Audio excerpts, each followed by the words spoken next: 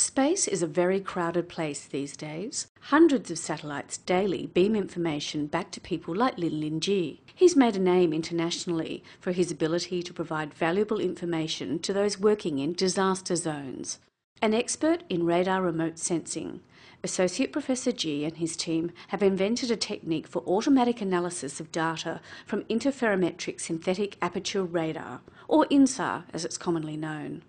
Radar interferometry basically is to combine two radar images so that we can generate terrain maps or map how much the ground has moved. When the Sichuan earthquake struck in 2008, Lin Ji and his team were quick to offer their services.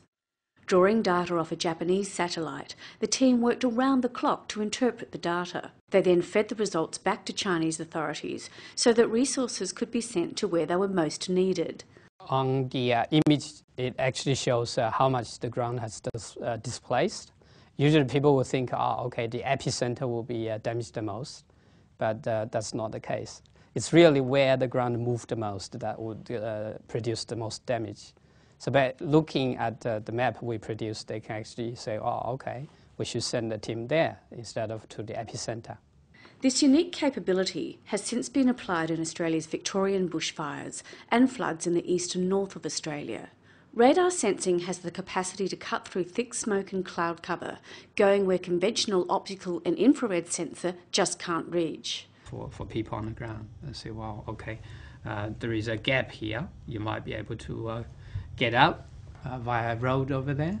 Our research in this area really began with monitoring of mine subsidence. The surface of the ground would be displaced as a result of mining. So with our technology now, we can monitor better than 1 centimeter, very cost effectively and over a large area.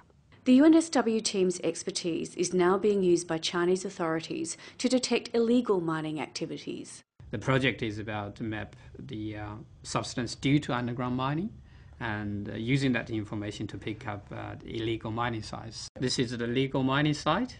For this one here is actually falling outside the mining plan, so obviously that's illegal. We're very strong in the application domain, and indeed the automated system, we're the only one, and that's why both the Italian Space Agency and the German Space Agency are coming to us for collaboration. The team believes it can now offer satellite radar mapping on a global basis.